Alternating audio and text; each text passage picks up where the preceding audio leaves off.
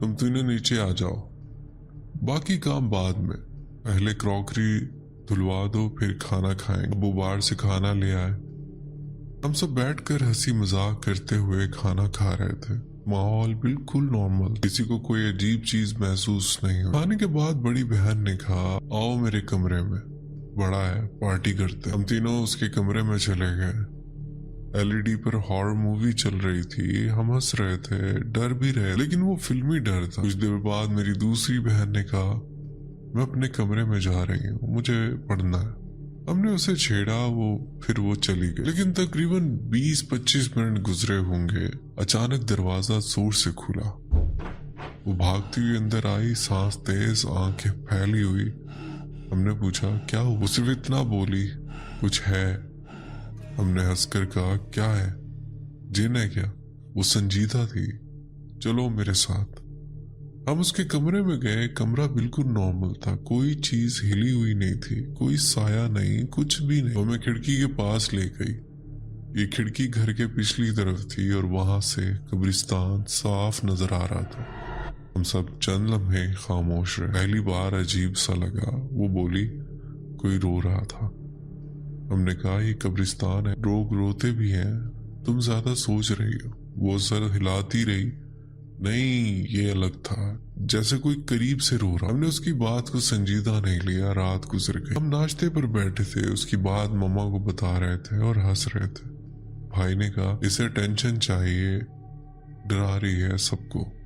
हम सब हंस दिए, लेकिन वो खामोश थी, गैर मामूली खामोश। मैं उसके पास गई, क्या हो? कुछ नहीं कहती, बस चल देती। मैं उसके पीछे जाती हूँ, वो दोबारा उसी खिड़की के पास खड़ी। उसकी नजरें खास कब्र पर जमी हुई थी। हवा बिल्कुल नहीं चल रही थी, दरख्त भी साकित थे। वो आहिस्ता से मेरे कान में बोली, वो देखो। मैंने कहा, क्या? वो दोबारा बोली, वो देखो। मैंने देखा, कुछ भी नहीं। मैंने झुंझला कर कहा, तुम्हारा दिमाग घूम गया है क्या? पेपर्स आने वाले हैं, फोकस कर। मैं वहां से चली गई। लेकिन जाते हुए मुझे पहली बार लगा वो सिर्फ डर नहीं रही, वो किसी चीज को वाकई देख रही थी। हमने उसे मुसलसल नजरअंदाज किया, लेकिन उसका मामूल बदल चुका। वो हर वक्त उसी खिड़की के पास खड़ी रहती, कभी हल्के से सर हिलाती, कभी जैसे किसी की बात सुन रही हो, कभी होंठ हिलाते जैसे जवाब दे रही हो। हमने बाबा को बताया। बाबा ने कहा, कुरान ख्वानी करवाते हैं। रिश्तेदार बुलाए गए। कुरान ख्वानी शुरू हुई। घर में तिलावत की आवाज गूंज रही थी, लेकिन ऊपर वाले कमरे से एक चीख आई, ऐसी चीख जो इंसान की नहीं लगती थी।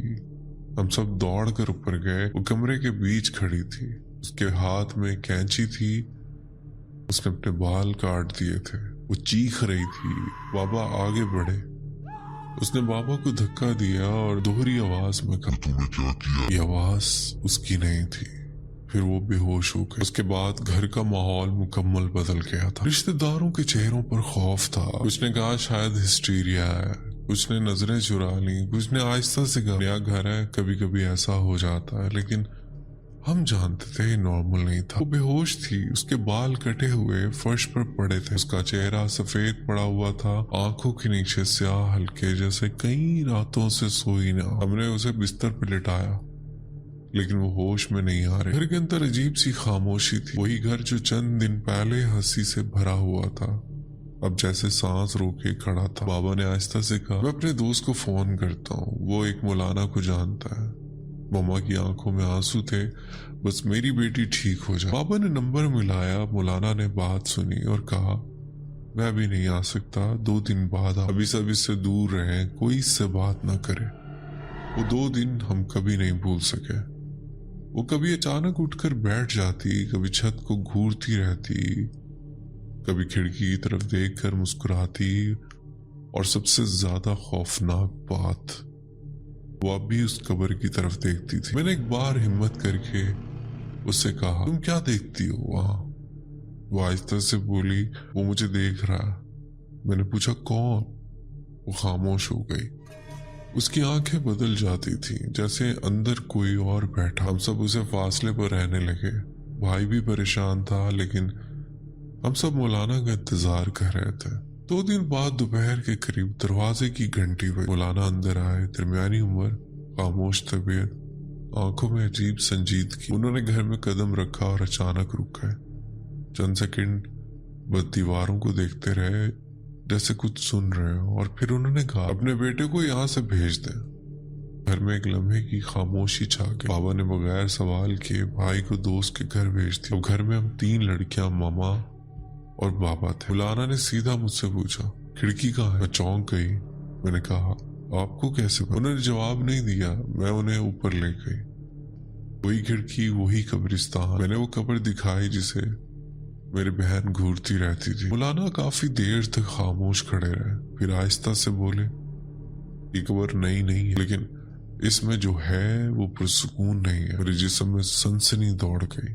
फिर उन्होंने वो जुमला कहा जिसने सब कुछ बदल दिया, आपकी बेटी पर जिन का साया नहीं, वो इसका आशिक हो गया।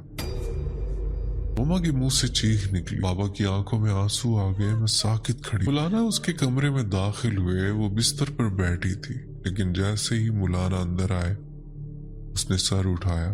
उसकी आंखें आम नहीं थी। मौलाना ने पढ़ना शुरू किया। अचानक वो जोर से चीखी, चला जा। ये आवाज दोहरी, एक उसकी और एक भारी मर्दाना। मौलाना ने आवाज ऊंची की, छोड़ दे इस लड़की का पीछा। अचानक बगैर किसी वार्निंग के वो उठकर बाबा की तरफ लपकी और एक जोरदार थप्पड़ मारा। बाबा पीछे लड़खड़ा गए। हम सब जम गए। वो हमारी बहन नहीं लग रही थी। मौलाना ने सख्त लहजे में कहा, सब बाहर चले जाए। मम्मा रो रही थी। बाबा उन्हें पकड़कर बाहर ले गए। मैं और दूसरी बहन भी बाहर आ गए। दरवाजा बंद हो गया। अंदर से आवाज आ रही थी, चीखें, कभी रोना, कभी हंसी, कभी लगता कोई दीवार पर मार रहा। वो आधा घंटा शायद सबसे लंबा था। फिर दरवाजा खुला। मौलाना बाहर आए। चेहरा संजीदा था। उन्होंने कहा, 2 दिन तक इससे बात नहीं करनी, जो मांगे दे देना, जवाब नहीं दे, वो आपको उकसाएगा। ये जिन बहुत ताकतवर है। हमने हिदायत पर अमल किया। वो कभी हंसती, कभी रो देती, कभी खाने के लिए कहती और पूरा बर्तन खाली कर देती। वो आम इंसान से कई गुना ज्यादा खा रहे। हम जवाब नहीं देते थे। एक बार उसने कहा, मुझे तुम सबकी आवाजें सुनाई दे रही, वो तुम्हें ले जाएगा। हमने जवाब नहीं दिया। उसकी आंखों में गुस्सा बढ़ता जा रहा। मौलाना दोबारा आए। उन्होंने बाबा से कहा, जब तक दम मुकम्मल नहीं होता इसे बांधना हो। ये सुनकर मम्मा टूट गई, लेकिन और कोई रास्ता नहीं। हमने उसे बांधा। वो चीख रही थी, ऐसी जुबान में बोल रही थी जो हमने कभी नहीं सुना। मौलाना मुसलसल पढ़ रहे थे। कमरे का दर्जा हरारत अजीब सा हो गया। कभी लगता बहुत गर्म, कभी ठंडा। फिर मौलाना ने उसके बाल पकड़कर उसे सीधा किया और उसके गले में तावीज डाला। जैसे ही तावीज उसके जिस्म को लगा, उसने ऐसी चीखें मारी कि मेरा दिल कांप गया। फिर वो बेहोश हो गई। कमरा अचानक खामोश हो गया। मौलाना ने उसके बाजू पर धागा बांधा और चले गए। वो बेहोश थी, आंखें बंद, सांस चल रही थी, मगर जिस्म बिल्कुल साफ। कमरे में एक अजीब सा सुकून था, लेकिन वो सुकून जैसे कोई बहुत बड़ा तूफान गुजरने के बाद हवा रुक जाती। मौलाना कुछ कहे बगैर चले गए। घर से बाहर जाकर बाबा को फोन किया, मैं कल आऊंगा, अभी से होश नहीं आएगा, उसके कमरे के करीब न जाए। हम सब नीचे बैठे थे। कोई किसी से बात नहीं कर रहा था। मम्मा की आंखें सो चुकी थी। बाबा मुसलसल तस्बीह पढ़ रहे थे। ऊपर उस कमरे में हमारी बहन लेटी थी, वही बहन जो चंद दिन पहले हंसी मजाक करती थी। मौलाना दोबारा आए। उन्होंने इसकी नब्ज देखी, इसके सर पर हाथ रखा, फिर बाबा से कहा, जिस्म से निकल गया लेकिन मुकम्मल कमजोर नहीं हुआ, वापस आने की कोशिश करेगा। आप नॉर्मल रवैया रखें, डर जाहिर ना करें। ये जुमला मेरे जहन में आज तक गूंजता है, वापस आने की कोशिश करेगा। वाकई कोई चीज इतनी आसानी से चली जाती। कुछ घंटे बाद वो खुद उठकर मेरे पास आई।